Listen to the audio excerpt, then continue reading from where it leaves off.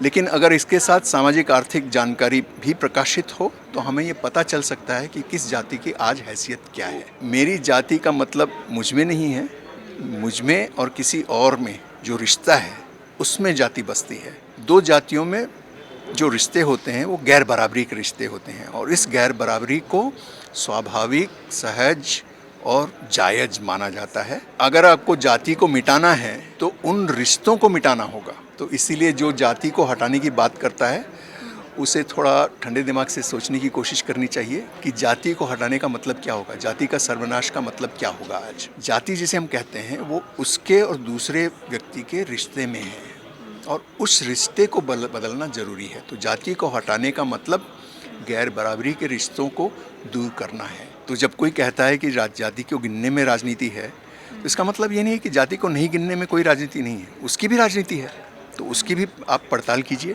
कि वो राजनीति क्या है। नमस्कार, मैं ब्यूटी गिरी और आप देख रहे हैं नेशनल दस्तक। इस वक्त हमारे साथ बातचीत करने के लिए मौजूद हैं प्रोफेसर सतीश देशपांडे। आप सभी इनको जानते हैं, ऑथर हैं, किताबें लिखते हैं, जातीय जो जनगणना है उस पर अपनी राय रखते हैं, कई सारे आर्टिकल्स भी लिखते हैं। लोग इन्हें इनकी जो सोच है और पॉलिटिकल जो समझ है उसको लेकर जानते हैं और इसी को लेकर हम आज इनसे सवाल पूछेंगे। जातीय जनगणना पर जिस तरीके से बिहार में जो आंकड़े आए और उसके बाद से लगातार विवाद बना हुआ है, राजनीति शुरू हो गई है, उसी को लेकर कहेंगे सर आप इसको किस तरीके से देखते हैं। ये जो जनगणना हुई है जातीय, उसको लेकर तमाम लोगों में गुस्सा है, कोई तारीफ कर रहा है, कोई विरोध कर रहा है, आप इसको किस तरीके से देखते हैं? ये अपने अपने हितों के अनुसार लोग इसका कयास लगा रहे हैं कि जिनको लगता है कि उनको इससे नुकसान होगा वो इससे खफा हैं, जिनको लगता है कि उससे फ़ायदा होगा वो खुश हैं। लेकिन मैं ये कहना चाहता हूँ कि जाति जनगणना केवल जाति के नाम से कितनी जनसंख्या है यहीं तक अगर ये रुक जाए तो ये सही नहीं होगा, क्योंकि इसके आगे की जो जानकारी है कि सामाजिक आर्थिक स्थिति अलग अलग जातियों की, इसे प्रकाशित करना बहुत ज़रूरी है। इसके बिना काम अधूरा रह जाएगा और केवल जाति का नाम की जनगणना होगी तो ये जो गलत तरह के जातिवाद को बढ़ावा दे सकती है।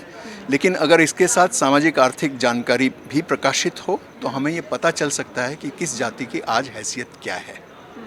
एक सवाल ये भी उठ रहा है कि जनसंख्या की पता चल जाती है कि हमारी संख्या कितनी है परसेंटेज के अनुसार। उसके बाद जो है एक जो सवर्ण जाति के लोग हैं वो लगातार प्रदर्शन कर रहे हैं, मांगे कर रहे हैं कि एक तो ये जातीय जनगणना करा के तुमने गलत कर दिया और दूसरी मांग ये रहती है कि SC/ST एक्ट जो है वो हमें डर के चलना पड़ रहा है। अगर कोई हमें गाली देते हुए भी जा रहा है तो हम कुछ बोल नहीं सकते, क्योंकि अगर बोलेंगे तो SC/ST एक्ट लगा देंगे, हमारे बिना पूछे गिरफ्तारी होगी, पहले बेल तो होगा ही नहीं। इस चीज़ को लेकर लगातार मांगे उठ रही है कि गलत इस्तेमाल हो रहा है। तो इसको आप किस तरीके से मतलब कैसे देखते हैं? ये हर इस कानून के साथ ऐसा ही होता है। जब किसी कमज़ोर वर्ग के लिए खास कानून बनता है तो सबसे पहले ये शिकायत उठती है इसका गलत उपयोग। किसी भी कानून का गलत उपयोग हो सकता है, लेकिन कमज़ोर वर्ग के लिए जब कानून बनते हैं तो सबसे पहले जो बलवान वर्ग है उसकी तरफ से शिकायत आती है कि इस कानून का दुरुपयोग होगा।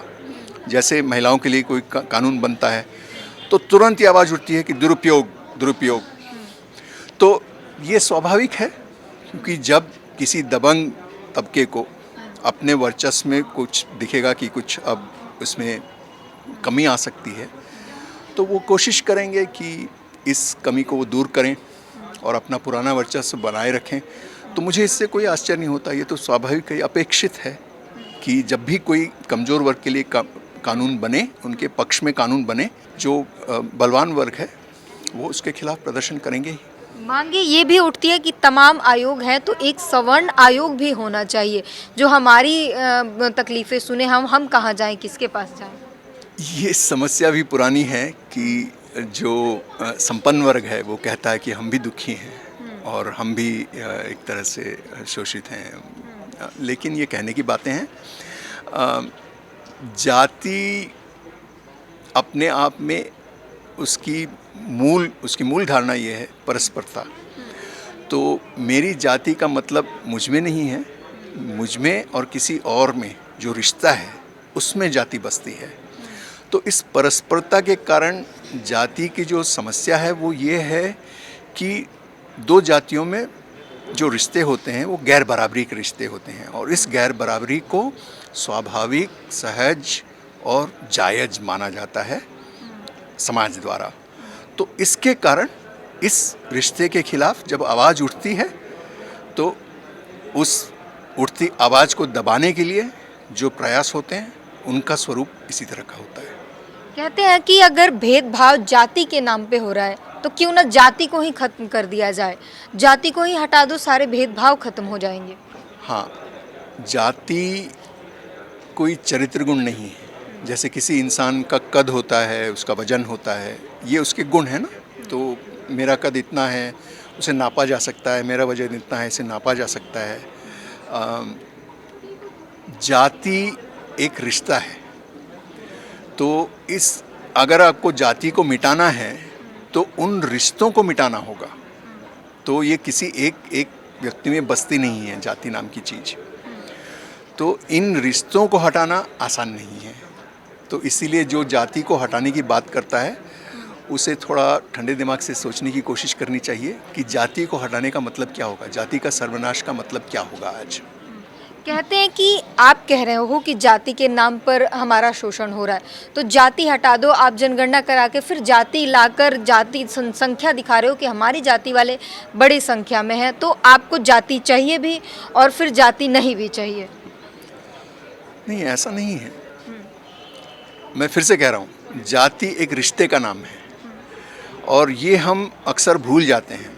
हम समझने लगते हैं कि चूँकि अमुक जाति का कोई व्यक्ति, उसके माथे पे लिखा हुआ है वो जैसा कि वो इस जाति का है, और जैसे उसका चेहरे का एक रूप होता है जिससे हम उसे पहचानते हैं, उसी तरह उसकी जाति उसका एक चरित्र गुण है। ऐसा नहीं है। जाति जिसे हम कहते हैं वो उसके और दूसरे व्यक्ति के रिश्ते में है और उस रिश्ते को बदलना ज़रूरी है। तो जाति को हटाने का मतलब गैर बराबरी के रिश्तों को दूर करना है। तो क्या गैर बराबरी होनी चाहिए? किस वजह से होनी चाहिए? जो जैसे हम कहते हैं कि जो ज़्यादा मेहनत करेगा वो ज़्यादा पाएगा और जो कम मेहनत करेगा वो कम पाएगा। लेकिन ये जो सरल जो समीकरण हम बनाते हैं, समाज में ऐसा नहीं होता। तो हर एक को अपनी मेहनत का वही फल नहीं मिलता।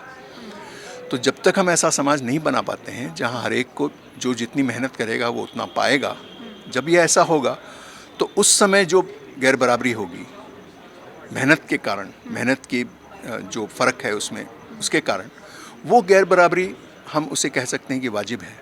लेकिन आज की गैर बराबरी वो गैर बराबरी नहीं है। आज की गैर बराबरी अन्यायपूर्ण गैर बराबरी है।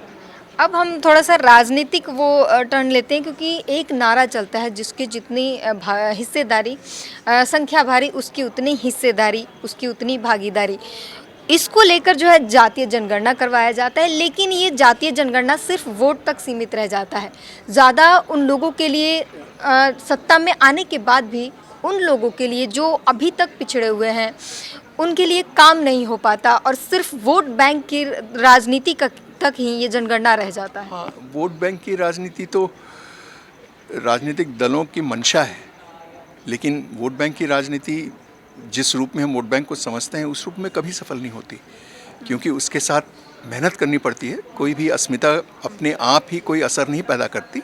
तो इसलिए मुझे लगता है कि वोट बैंक की राजनीति की नाम की चीज़ ऐसी कोई है नहीं। आज कोई भी आपका वोट बैंक हो, उस वोट बैंक के रहने के अलावा आपको फिर भी ज़मीनी मेहनत करनी पड़ती है जिससे कि लोग आपसे जुड़ें।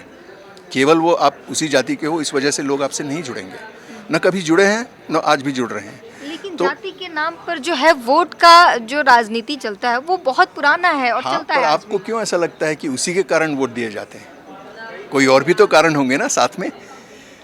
तो मैं आपके सामने आऊँ, कहूँ कि आप अमुक जाति की हैं और मैं भी उसी जाति का हूँ, आप मुझे वोट दे दो, तो आप क्यों देंगे मुझे वोट?